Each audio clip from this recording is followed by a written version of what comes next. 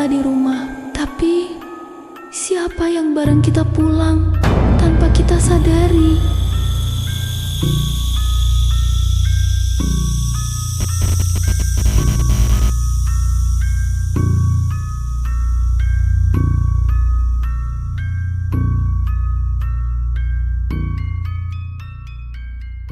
Malam itu, jam sudah menunjukkan pukul 11:20. Hujan mulai mereda.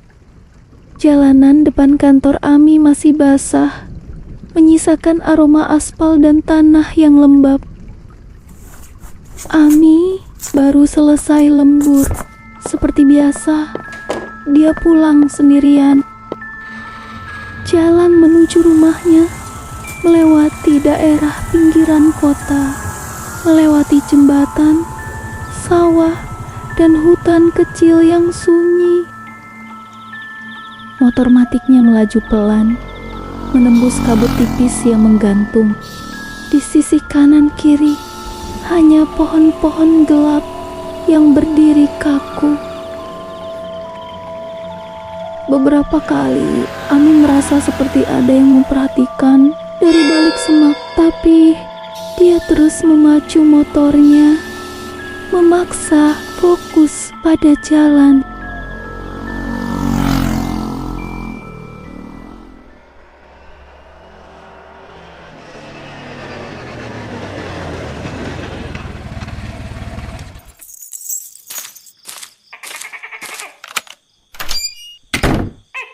Sampai di kontrakan, semuanya terasa biasa. Rumah kecil, 1 lantai, 2 kamar tidur, 1 dapur, 1 kamar mandi. Ami tinggal sendirian di sana sejak orang tuanya pindah keluar kota. Rumah itu sepenuhnya jadi miliknya. Tapi malam itu ada yang aneh. Pintu kamar yang biasanya ia tutup kini terbuka sedikit. Ami yakin dia selalu menutupnya sebelum berangkat. Tiba-tiba televisi di ruang tengah menyala, padahal dia yakin sebelum pergi semua colokan dicabut. Perlahan Ami mendekati kamar. Saat dia menyentuh gagang pintu, TV mendadak mati sendiri. Lampu kamar berkedip 2 kali, lalu padam.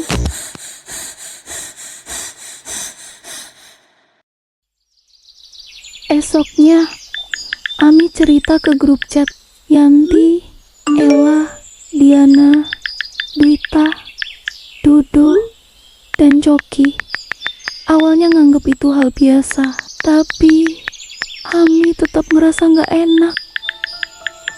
Akhirnya, mereka sepakat nginep bareng di rumah Ami akhir pekan itu. Coki bawa kamera infrared, Diana bawa dupa dan garam. Dwita, meskipun takut, nyamar jadi paling semangat.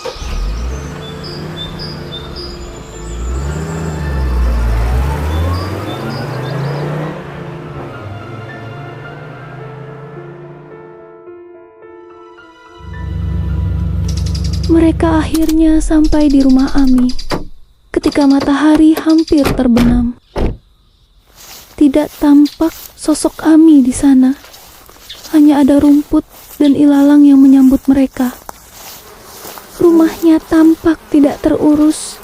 Bau busuk menyengat tercium dari tumpukan sampah yang berserak. Nih, buka pintunya. Kami udah di depan. Perlahan, Ami membuka pintu.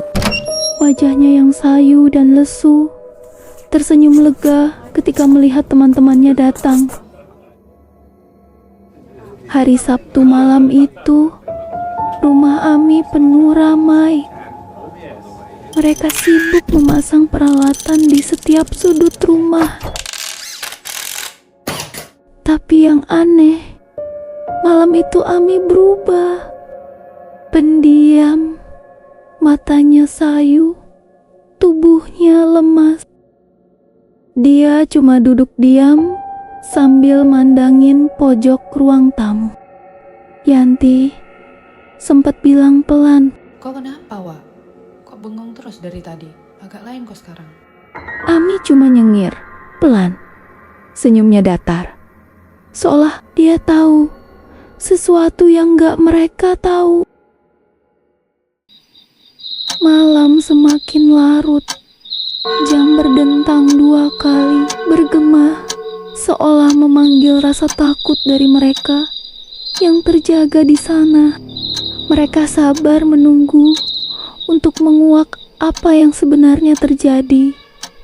Peralatan sudah terpasang di dapur, ruang tamu, lorong, dan kamar Ami. Tiba-tiba, kamera infrared mati.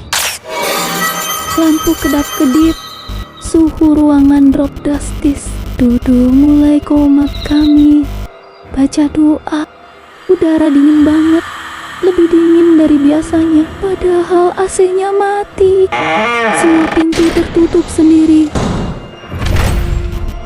Lampu mati, semuanya gelap.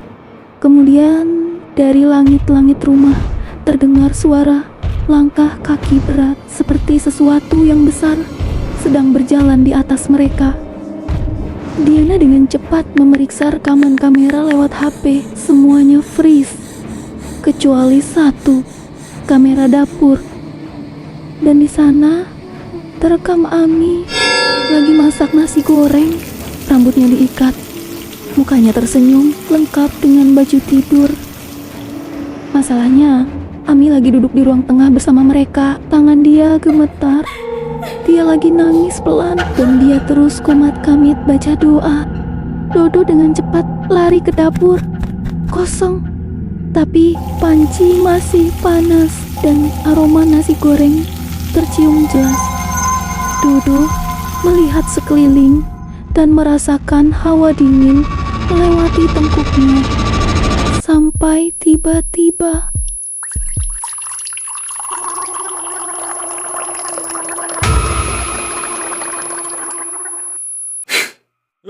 Dodo berlari meninggalkan dapur menuju teman-temannya.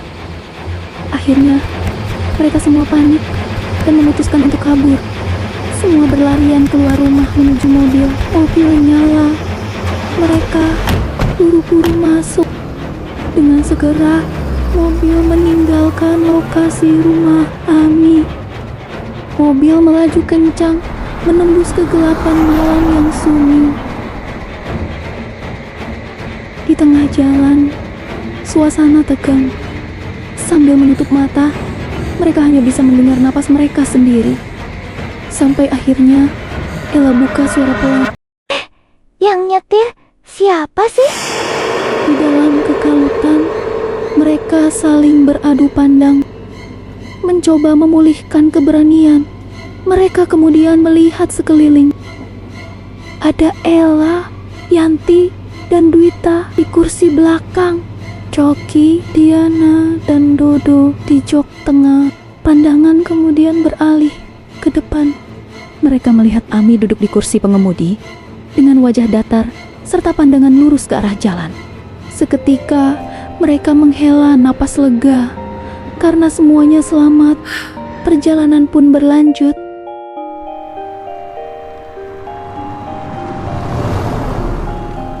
Raungan mesin mobil bergema menerobos kegelapan jalan hutan. Beberapa dari mereka sudah setengah tertidur. Suasananya hening tapi nyaman. Sampai suara notifikasi tiba-tiba berdering di ponsel mereka. Ada yang mengirim pesan suara yang di-chat grup mereka dari nomor yang mereka kenal. Nomor Ami. Guys, kenapa kalian tinggalin